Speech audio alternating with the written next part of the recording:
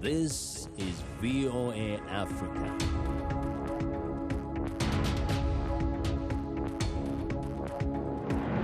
Hello, I'm Esther Githui-Ewart. It's Friday, April 16th. Welcome to Africa 54. We continue to work remotely because of the COVID-19 pandemic. But what hasn't changed is our commitment to bringing you the latest and most important news from the African continent and around the world. This is today's Africa 54. The International Monetary Fund has said Sub-Saharan Africa will suffer the world's slowest growth in 2021 and urged wealthy nations to step in to improve access to vaccines. David Doyle of Reuters reports. Sub-Saharan Africa is set to record the slowest growth of any world region this year, the International Monetary Fund has said. That's as the region struggles to bounce back from a downturn triggered by the global health crisis. And the IMF said it's now time for wealthy countries to step up. Abebe Emery Selassie, head of the IMF's Africa department, said the way the international community can help is by improving access to vaccines. The continent has fallen behind in immunisations, partly because wealthier countries have cornered supplies. Selassie said mechanisms such as the WHO-backed COVAX sharing scheme need to be matched by financing and investment. That's so the global supply of vaccines can be, quote, massively scaled up as quickly as possible. Last year, 32 million people were plunged into extreme poverty as the region's economy contracted by 1.9%, the IMF said. This year, it's expected to grow by 3.4%, according to the IMF's Regional Economic Outlook published on Thursday. That's well below a global forecast of 5.5%. Africa's rebound will also be uneven. Following a 7% contraction last year, South Africa is predicted to see growth of 3.1%. Oil producers Angola and Nigeria will grow by 0.4% and 2.5% respectively. Kenya is expected to enjoy record GDP growth of 7.6%, while Ethiopia's will slow to 2% from 6.1% in 2020. The IMF also reported that 17 nations were in debt distress or at high risk from it last year. At a time when the region's governments are fiscally squeezed, the report warns their needs are growing. For most countries, vaccinating 60% of the population will require an increase of up to 50% in healthcare spending.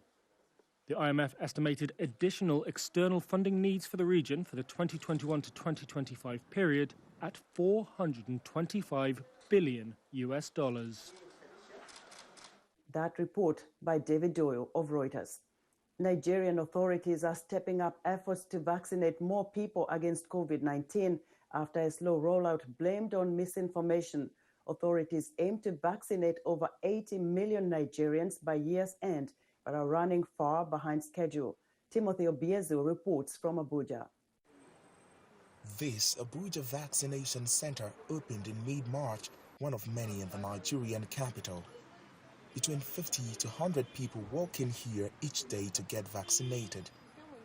Olu Agumbiade is getting his first jab. Venture out into the world with a form of protection. I know that doesn't mean I still can't contract COVID, but at least I have antibodies that can help me fight it. Nigeria received nearly 4 million doses of the Oxford AstraZeneca vaccine on March 2nd. Authorities have pledged to vaccinate around 80 million people by the end of the year, but only about 1 million have so far received jabs. Even though authorities say more Nigerians are now getting vaccinated, vaccine hesitancy and misinformation about the coronavirus are to blame for the low numbers. Very big problem, because now start from the beginning. How many people even believe that we had the pandemic here? And now you are bringing vaccines that it is for what you do not even believe at the first instance. We have a lot of work to do. Authorities are trying to increase vaccine awareness in communities, villages and marketplaces to improve acceptance. Still, thousands like Abuja resident Richard Oka insist they will not get the vaccine. Me, to be sincere, I don't think that that this is necessary. To me, it's not necessary. And I believe that in Nigeria, nothing works. How do you think that vaccine works? Or how do we know that it works?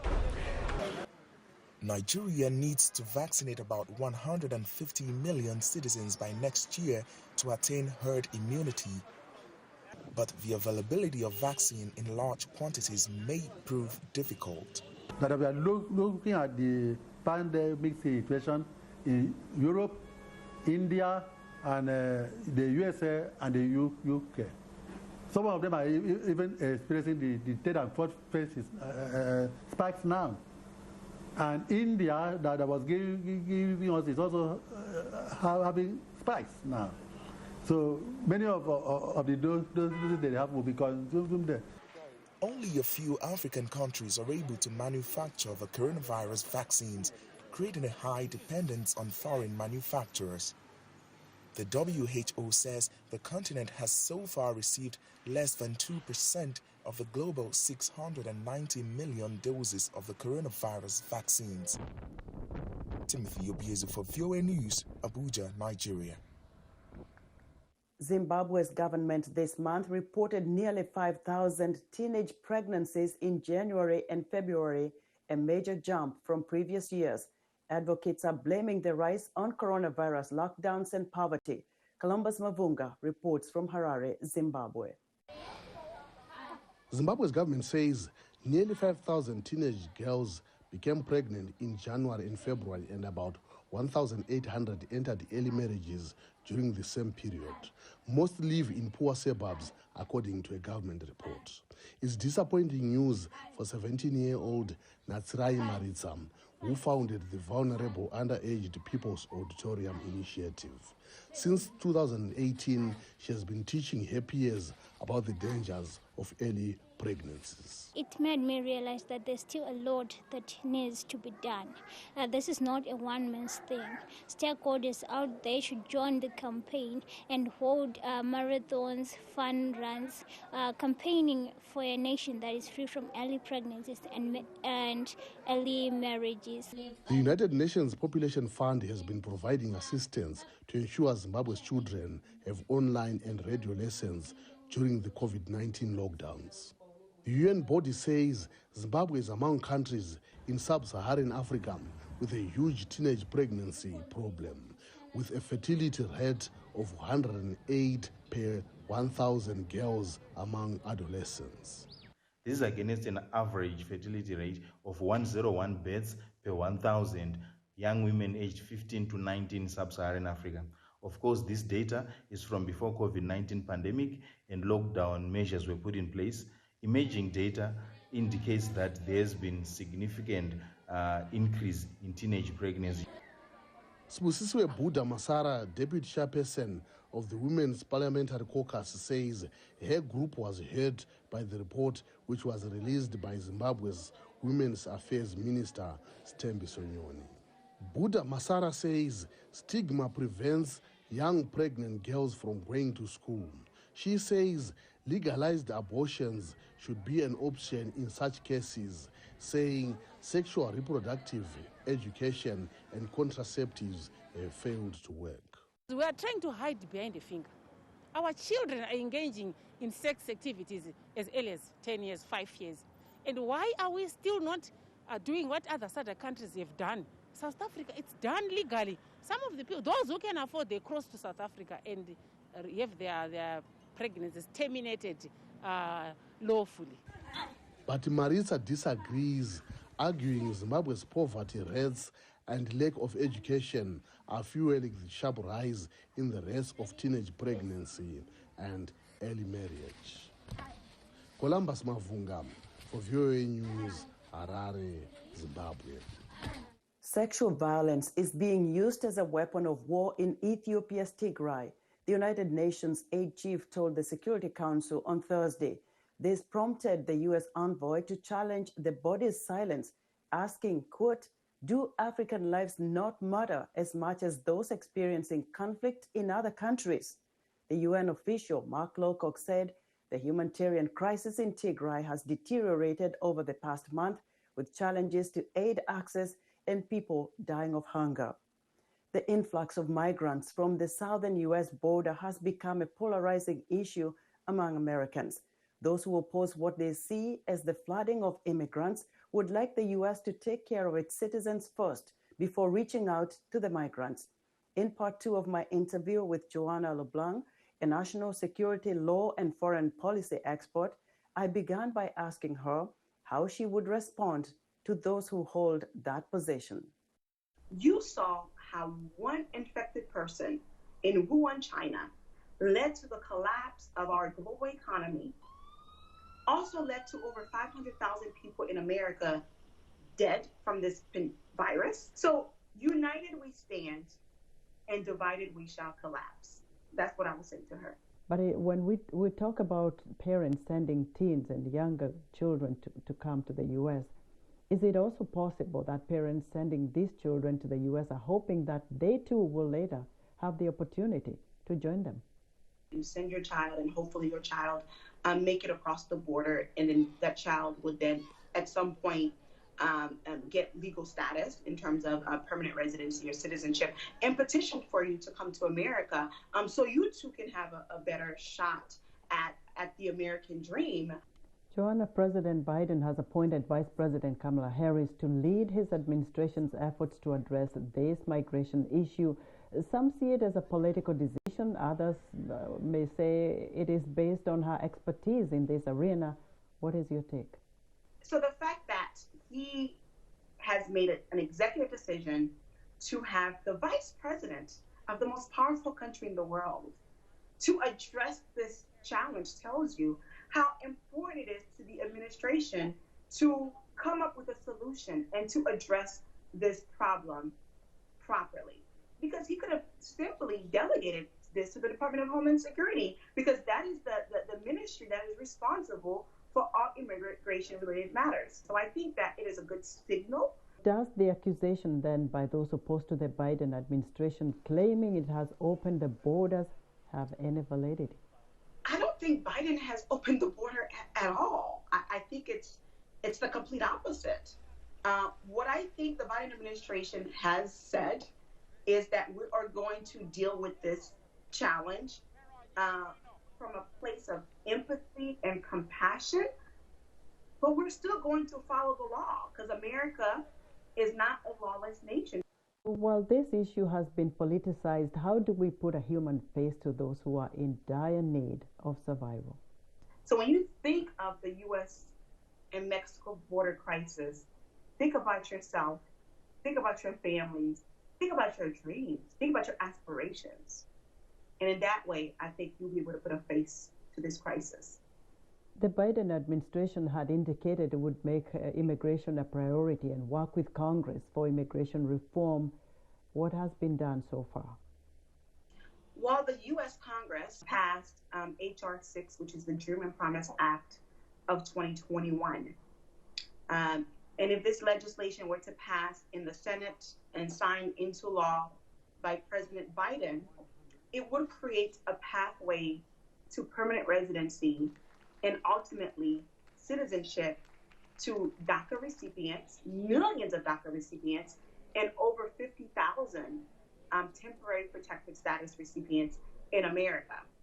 This legislation was passed back in 2019, but unfortunately, under the leadership of Mitch McConnell in the Senate, it was never considered, it was never voted on. So the administration is working with Congress, the Senate in particular, at this stage, to reach some kind of resolution. And I would imagine that there will be, for this bill to actually pass in the Senate, there will be a whole lot of compromising, a whole lot of negotiations between the administration and the United States Senate, because it will face some challenges from both Democrats and Republicans in the Senate. Joanna LeBlanc is a national security law and foreign policy expert. Officials are warning that the announced U.S. departure from Afghanistan will lead to intensified conflict in the South Asian nation, while Afghan women say they are worried about their rights. VOA's senior diplomatic correspondent Cindy Sain reports on U.S. Secretary of State Antony Blinken's efforts to reassure Afghan leaders during an unannounced visit Thursday. Secretary of State Antony Blinken arrived in Kabul with one central message for the Afghan people. The United States is not abandoning the country. We have a partnership that is changing but enduring. His visit came one day after President Joe Biden announced all U.S. troops will leave Afghanistan before the 20th anniversary of the September 11th attacks. Afghan National Reconciliation Head Abdullah Abdullah asked for continued U.S. support. Decision about the moving to the next phase, into the next chapter, we respect that. But at the same time, thank you for your continued commitment in support of peace. Afghan women leaders worry their 2 decades of hard-won gains in women's rights will be lost and are calling for regional and international guarantees. Of course, women's rights, those rights that Afghan women want in their framework of Islam, would be 100% threatened. Secretary Blinken addressed the issue while in Kabul. We'll continue to support civil society and to advocate for equal rights for women, including their meaningful participation in the ongoing negotiations and their equal representation throughout society. There are also concerns about even greater violence in the war-torn country, say experts such as former U.S. Special Representative for Afghanistan, Richard Olson. I think it is likely that Afghanistan will be going into a period of intensified conflict. It is my hope, and I believe this will be the U.S. policy as well, that the U.S. will continue to support the government of Afghanistan, principally through financial means.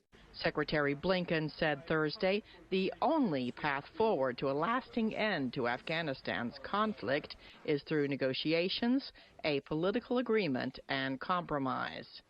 Cindy Sain, VOA News. Amid ongoing mass shootings in the United States, Americans remain divided on how to reduce the carnage from these events and also from isolated shootings. Gun violence claims the lives of tens of thousands of victims each year. Mike O'Sullivan has more from experts on possible solutions. A shooting in Knoxville, Tennessee on April 12th left one student dead and a police officer wounded. In Georgia, 8 people were killed last month at 3 spas, 6 of the victims Asian women. 10 were shot and killed at a Colorado supermarket less than a week later. In California, 4 dead, including a 9-year-old boy on March 31st. National leaders have been at a loss for words. And the state, I even hate to say it because we're saying it so often, my heart goes out. Our hearts go out for the survivors. The full picture is even worse. Last year, nearly 20,000 Americans died from gun violence. Another 24,000 committed suicide with guns, according to the Gun Violence Archive. Americans remain divided over gun ownership.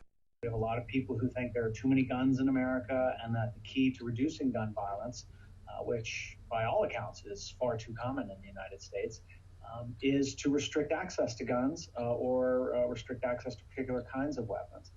Another half of the country is firmly convinced that the way to reduce gun violence is more guns. At least 40% of Americans live in a home with guns, according to a 2017 Pew Research Center study, a right that advocates say is enshrined in the Constitution. Bridging the gap is hard, said Winkler, who outlined the polarization in a book, but notes individual states have tightened restrictions. Gun violence is a public health problem, argues author and analyst David Hemingway. The public health approach has been incredibly useful over the last 150 years in making the world safer. He says our lifespan has doubled in that period thanks to improved sanitation, control of infectious diseases, and other measures. We didn't ban cigarettes, but we've done much better about cigarettes. We didn't ban automobiles, and yet we've done much better about automobile safety. Hemingway says improvements in auto safety could provide a model. Over 60 years, deaths per distance driven have dropped 85% thanks to seatbelts, airbags, collapsible steering columns, and other measures. No single solution will eliminate gun violence, he says, but using real-world evidence to determine what's effective and enlisting gun owners as allies will help. Gun rights and gun regulation are both part of American history, but constitutional expert Winkler says it's hard to find common ground in a polarized nation. Still, he says, individual states are expanding background checks and closing loopholes while respecting the right to bear arms. What I think we need to do as a society, I hope, is that we can move beyond the extremes of both sides. One side that says we have a right to bear arms, and so no gun control is permissible, or almost no gun control is permissible. And the other side that says, we don't have a right to bear arms, so we need more, and we need more gun control, and so no guns. These experts say gun violence will never be completely eliminated, and conversations are hard in this polarized climate.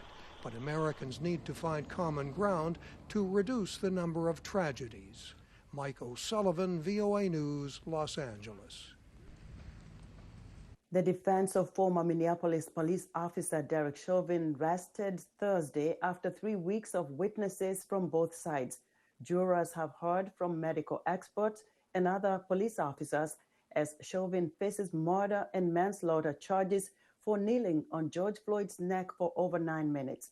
Here's VOA's Isha Sarai with a report. Former Minneapolis police officer Derek Chauvin invoked his Fifth Amendment right to not testify in his own murder trial Thursday. Is this your decision not to testify? It is, Your Honor. All right. Do you have any questions about your right to remain silent or to testify on your own behalf? Not at this time, I don't. All right. Has anyone promised anything or threatened you in any way to keep you from testifying? No promises or threats, Your Honor. Do you feel that your decision not to testify is a voluntary one on your behalf? Yes, it is. The defense rested their case Thursday. Your Honor, at this time, the defense rests. Thank you. Over the past week, the defense has argued that Chauvin's actions against George Floyd were justified, with one former police officer countering what the prosecution's witnesses had said last week.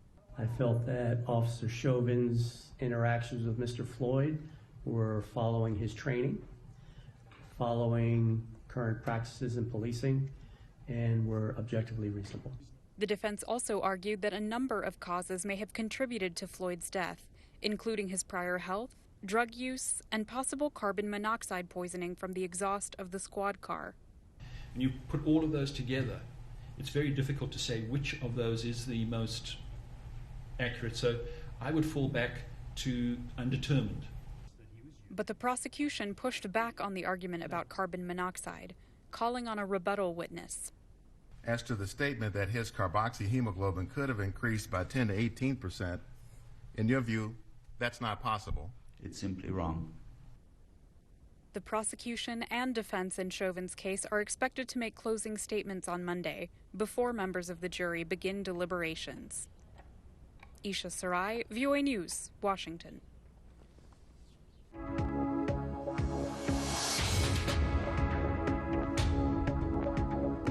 And for our Friday entertainment, host of Music Time in Africa, Heather Maxwell, brings us fresh news from Kenya with Mathenge's Nairobi's Red Hot musical power couple. 5, 6, 7, 8. Let's talk Kenyan pop music. One of the top trending musical acts right now in Kenya is Nameless and Wife Wahoo. David Mathenge, aka Nameless, and Rosemary Wahoo Kagwe are appearing everywhere right now on social media, TV, radio.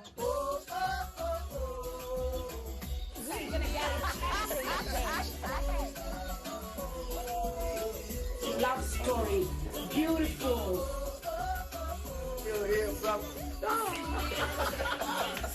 They are both multi-award-winning artists, so no strangers to the Kenyan music industry and the East African music industry. Plus, she's a TV actress.